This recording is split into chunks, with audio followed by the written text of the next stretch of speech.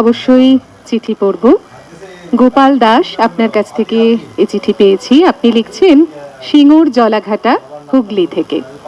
আপনিও উল্টো রথ নিয়েই লিখেছেন, তাই এত প্রাসঙ্গিক হয়ে উঠেছে এই চিঠি, এবং আমরাও সঙ্গে সঙ্গে তা চয়ন করে নিয়েছি।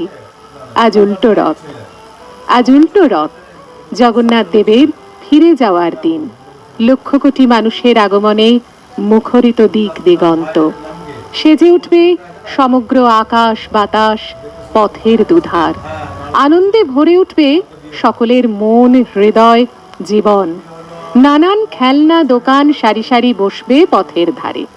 হরেক রকম খাবার দোকান, জিলিপি, পাঁপড়, ঘুগনি, চাউমিন, রোল, মোগলাই, পরোটার নিত্য নতুন দোকান। ছোট ছেলেরা বাঁশি বাজিয়ে করবে মজা, দেখবে রথ। হাজারো মানুষের আগমনে হবে মিলন মেলা। মানবিকতার এক নতুন আলোয় ভরবে জগৎ। আজ উল্টো রথ, জগন্নাথ দেবের ফিরে যাওয়ার দিন। মন ভাবুক, ব্যাকুল হৃদয়, চোখ ছলছল, নতুন বছরের অপেক্ষায়। গোপাল দাস, সিঙ্গুর জলাঘাটা, হুগলি থেকে।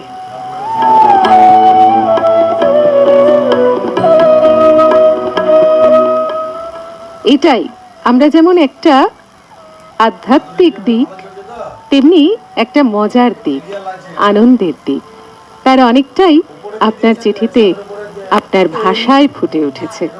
আপনি একেবারে আমার ছোটবেলার কথা মনে পড়িয়ে দিলেন। এবং শুধু ছোটবেলার নয়, আজকে যখন আসছিলাম দেখছিলাম যে একেবারে টাটকা টাটকা জিলিপি ভাজা হচ্ছে, এবং মানুষজন একদম লাইন দিয়ে দাঁড়িয়ে আছেন ওই জিলিপি কিনবেন বলে। শুধু তাই নয়, আজকে দেখলাম যেগুলো দোকান নয়, কিন্তু রাস্তার মোড়ে মোড়েও ওই রকম জিলিপি ভাজা হচ্ছে, এবং সব মানুষ কিনবেন বলে অপেক্ষায় আছেন।